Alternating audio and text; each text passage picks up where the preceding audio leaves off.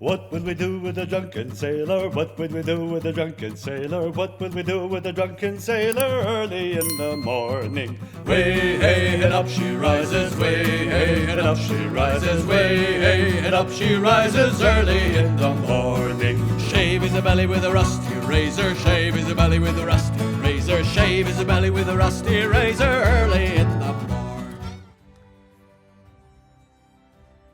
Another Sunday, another video.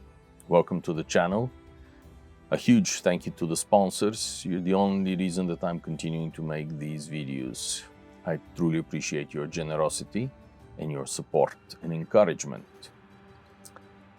I have been browbeaten, persuaded, cajoled, tortured into putting together a series of videos about ships in fiction, the specific vessels rather than just the overall stories. So here it goes. And we should begin with my probably favorite one from childhood. Oh, the number of models that I have built of this. Oh, the number of chairs that have been moved around to represent this ship. Or the number of trees in my summer home in the Bulgarian mountains that have been sporting umbrellas pretending to be topsails and mainsails. So without further ado, let's begin with the first encounter of this ship in the novel. And perchance, since most of the viewers of this channel and I are about the same age and belong to a different generation, a generation that actually could read and upon occasion could even spell their own names, I think I can. Well, not always. Remind me to tell you the story some other time, probably when we meet face to face. But it is from the time when the entertainment was actually reading adventure stories. So, in the roads, standing in for the shore before a gentle breeze that scarcely ruffled the sapphire surface of the Caribbean, came a stately, red-hulled frigate flying the English ensign. Colonel Bishop halted to consider her, shading his eyes with his flashly hand.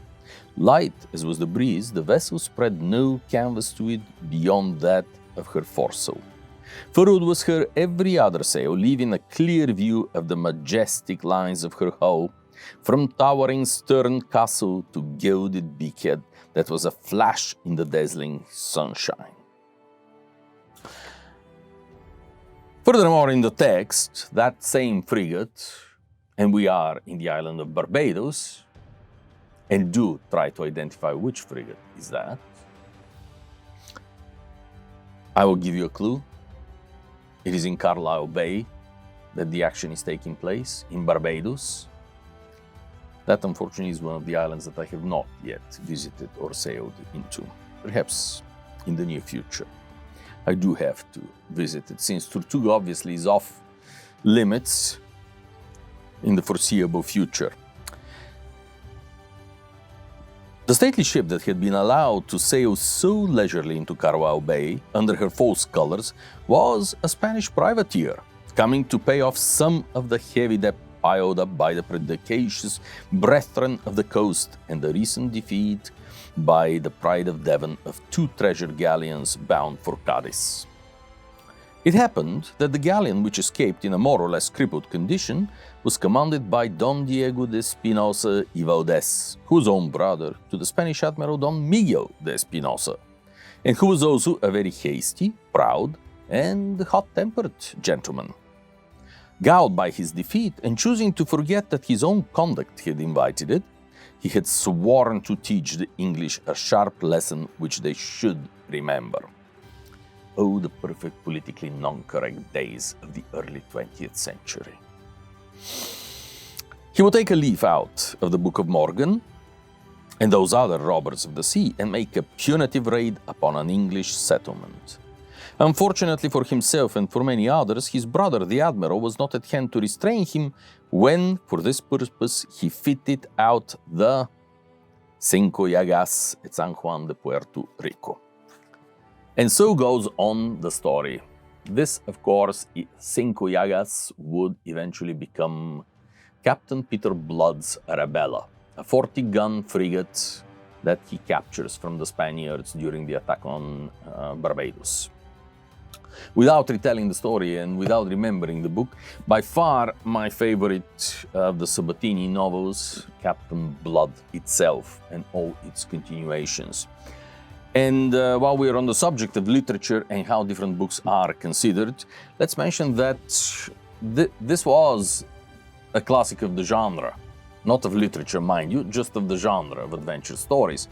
But no lesser person than Arturo Pérez Reverte speaks of these two books, Peter Blood versus Scaramouche, in his The Club Dumas. Some of you may have read it, others may remember that there was a film made back in the 90s, I think, early 90s. I believe the film claims that it is based on the Club Dumas book, but I would describe it more as being inspired by the Club Dumas. It was with Johnny Depp, and I think the title was something else. The Nine Gates of Hell or something like this. The Ninth Gate. Anyway, there, a famous specialist in this type of genre is arguing which of the two books is the masterpiece, whether it is Scaramouche, as the literary specialist claims, or the main character who believes that Blood is the better of the two novels. I fall firmly in the Blood Club, much as I love Scaramouche. Without further ado, what about the ship? This ship was the early inspiration for my love of the 17th century. And I think I spoke about it briefly in another video not too long ago, but for a long while, my view of the 17th century was heavily covered by the adventures of Peter Blood, to the point of me even disliking King James II. That has changed. As I started to learn more about the period and became an actual scholar of the period, I recognized that not everything Sabatini wrote should be taken literally, and that James, Duke of York, future King James II, was actually an incredible admiral, administrator, extremely conscientious person, a bit too righteous, perhaps, but that is a subject for a different conversation. Today we're talking about the ship. This red-hulled vessel, this golden beakhead. But there are a couple of things that I would like to bring to your attention, because they are rather impressive, considering that the book that I held in my hand, this edition is from 1924, so it is an early edition of the book. It is amazing how much he actually understood about the handling of vessels in this period. Far more than some more recent authors that I mentioned in another video on books, who have served on 18th century ship replicas and who have not done their research when they were writing about 17th century rigs. Quite rightly, the ship is being handled when in restricted waters, entering an unknown, and she's handled under courses, not under topsails. This is one of the characteristics of the 17th versus the 18th century. And you will see the same thing when they're leaving Maracaibo, which of course is the famous Henry Morgan story that Rafael Sabatini quite shamelessly lifts directly from Buccaneers of the Americas, as Quemelin's retelling of Morgan's raid on Maracaibo, and adapts it for the purposes of his novel and grants the privilege to Peter Blood, good 15 or more years after the actual event. Returning to the point, there you're going to see exactly the same proper handling of a 17th century ship. Quite remarkable, considering how little was known in the early 17th century and how much we have advanced. But what is remarkable is that authors back then actually did research. Well, nowadays they might Google it real quick and then start writing novels that other fools like me, in desperation to see something about the 17th century, read and then get angry and criticize loudly and vociferously, as I usually do. Returning to the subject, so that vessel was inspirational to me. A 40-gun two-deck frigate. Gradually, I have read and reread the book, trying to imagine what the ship looked like. And in more recent days, because I am a scholar after all, I paged through the Spanish warships. I have paged again and again and again, and I cannot find the Cinco de Gas. Strange, huh? But eventually, right before I started this video, I figured out why this book covers only ships after the 1700s. So that must be the explanation. Otherwise, I'm sure it would have been there. All right. Joking aside, obviously, Arabella is complete fiction. She did not exist, though similar fourth rates certainly did exist at the time of 40 guns. But this is how I'll make this admission. I'm somewhat embarrassed to say it out loud, especially on record. But since I have started down this track, might as well continue. I'm embarrassed to say that one of the reasons I bought John Franklin's book, The Navy Board Models, back many years ago, at a time when I really could not afford the $36 that book cost in 1990 or 1991, whenever I bought it. But one of the reasons was that I had hoped, I saw that there are contemporary models in it, that there are some 40-gun ships, and I was hoping that that would lead me into my search for what the Arabella may have looked like. And that is how I became interested in the 17th century and continued to be to the present day. It is just malicious, ill fate with evil sense of humor that has made me an Ottoman shipping expert. And with this, ladies and gentlemen, I will summarize what I have found on and what she may have looked like. Her top works were painted red. She was gilded, which already is highly unlikely for a Spanish ship of this period. Most of the structure in the 17th century was actually painted on the real ships.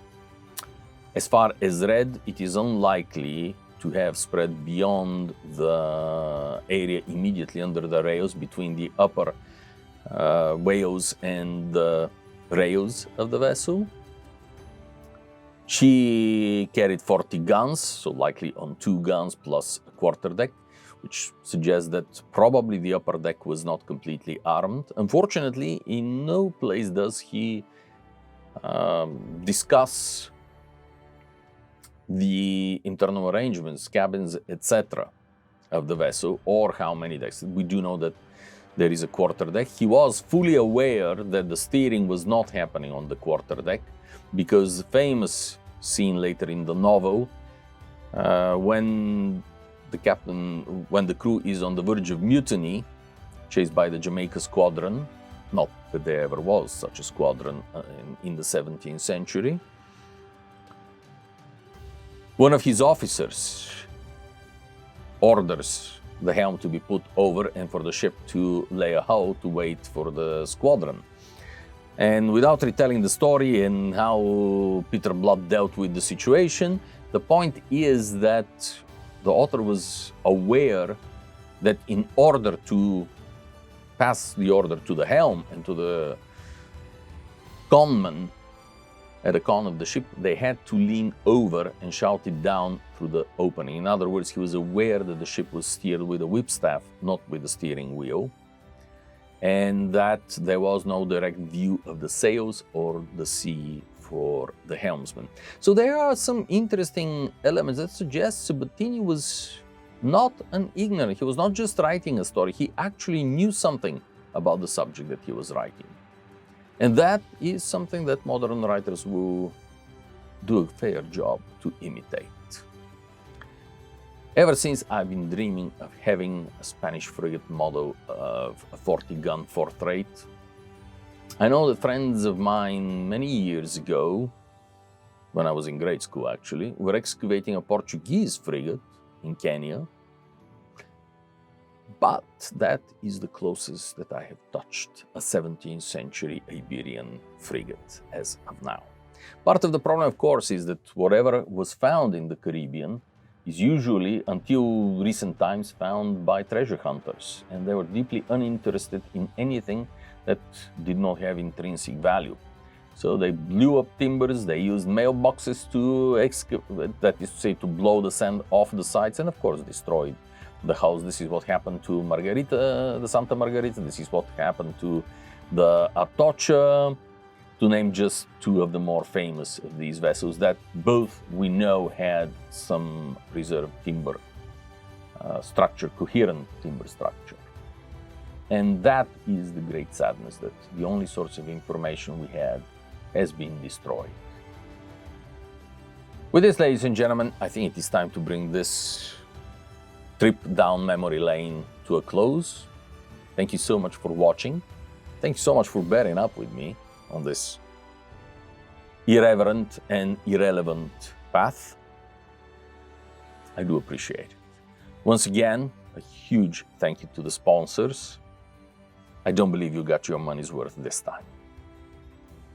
Thank you so much, and I'll see you next time. Goodbye.